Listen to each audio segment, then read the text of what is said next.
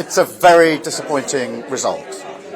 Incumbent governments quite often get results like that mid-term, but I do understand that voters are frustrated, they're impatient for change. And I came into politics, late in life as it happens, to fight for change for those people who need it, the people who need an NHS that works for them, to be able to get a doctor's appointment when they need it, to get the money they need in their pockets to pay their bills, and to have a decent and better life. And I will keep on fighting for those people for as long as I've got breath in my body.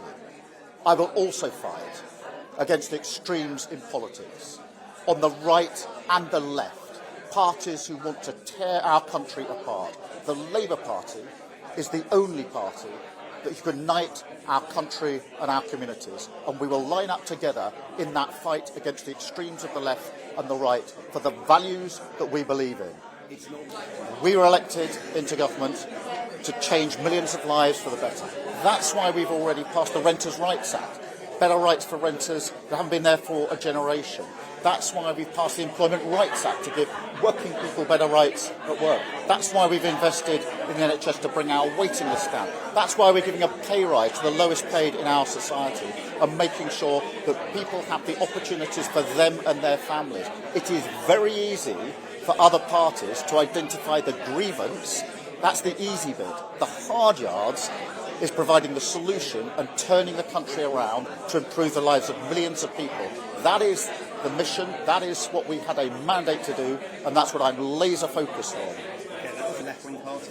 The entire Labour Party, the entire movement came together to fight a positive campaign about bringing our communities and our country together. And we were fighting two parties, Reform on the right, with their politics of hatred and division, the Greens on the left with their politics of getting out of NATO in the middle of the conflict with Ukraine, of legalising all drugs, including heroin and crack cocaine, to give to adults.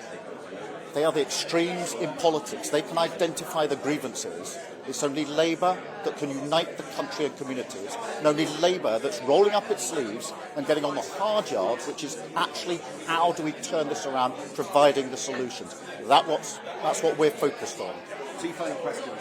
Were you wrong to block Andy Burnham? Is there any bit of you that regrets that decision?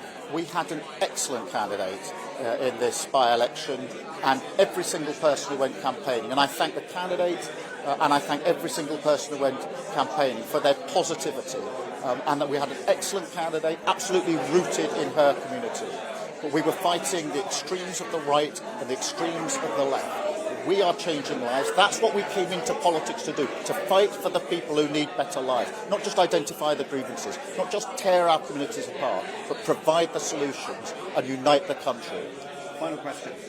You blocked Andy Burnham. We know this because he wanted to be Prime Minister.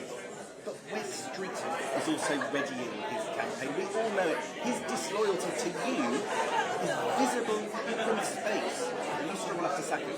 I think you're underestimating just how the party came together to fight in this campaign.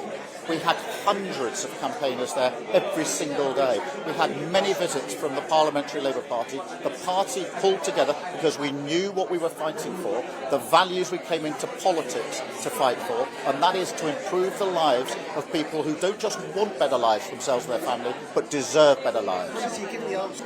We are going to fight for what we believe in. I came into politics late in life. I came in for one purpose only, and that was to improve the lives of people who want their lives improved, want a decent life for them and their family, who want a health service that's there for them when they need it, who want a doctor when they actually need a doctor's appointment, who want more money in their pockets so they can pay their bills, who want to ensure that their families have the opportunities that they should have. I came in to fight for them. I'll continue to fight for them, and I will not stop fighting the extremes of politics, the extreme in the right in Reform, the extreme of the left in the Green Party, for the decent values that I believe are our country and will take us forward.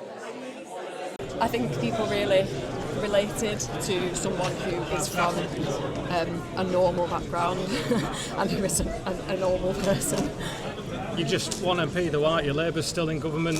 What can you actually achieve for the local people? We can push the government into a better direction, and I really, really do believe that. I think by having a Green in the room and a seat at the table, holding people to account and scrutinising decisions that are made, we'll end up with a better political system for everybody. You've said you've run a really positive campaign up there. Reform have just claimed it was about woke priorities and progressives and Islamists. I was really clear about what I wanted to do for people here, and that was to reduce people's bills. It was to try and fix the NHS, and it was to restore trust in politics, and that is what resonated with people, and that resonated with people across all of our communities. And of course we talked about lots of different issues, but as we talked to people we listened to them, and so when they told us things we were actually there listening, and we were coming up with solutions together. Hannah, you've made history. You are the first Green Party candidate to win a parliamentary by-election. Did you think when you started on this journey that you'd be making history here tonight?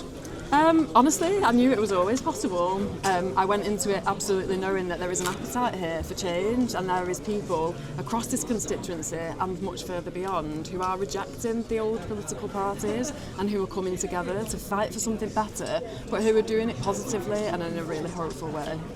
You talked about all the people who've supported you. You seem to have won thanks to what I might call a coalition of the left, supporters perhaps of George Galloway's party and some others, perhaps even Jeremy Corbyn's party. Do you think that you've won because of support from people who wouldn't normally support the Green Party? Clearly, Labour have talked tonight about how you obviously won the arguments here. Who do you credit with helping you win here? I credit every single person who took the time to talk to me, who told me what they were worried about, what they were concerned about, and who listened as I tried to come up with solutions. Of course, I'm thankful to our many thousands of brilliant volunteers and activists who got out on the doorsteps, even in, I hate to say it, the Manchester rain. We were all out there together. And to every community, of course, that voted for us, every single one of those votes is a person who decided that tonight they wanted a Green MP. Hannah, what lessons do you think? Can I just ask one more question? Just a lot of your supporters from the Asian community say they voted for you because of Gaza and Palestine, and yet you seem to be talking more about the everyday issues like cost of living and so on. How important to you was Gaza and Palestine?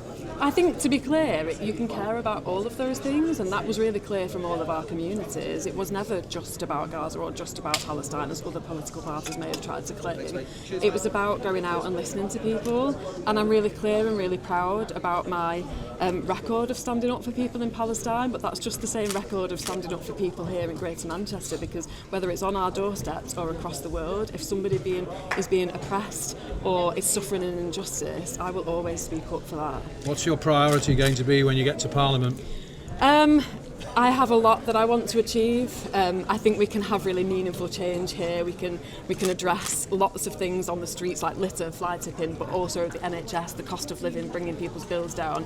But I really want to earn people's trust in politics and politicians, and I really, really want to encourage more people from backgrounds like mine to get into a system that I know has always shut us out, because it's going to be people like me that line those benches and finally get a say in how decisions are made.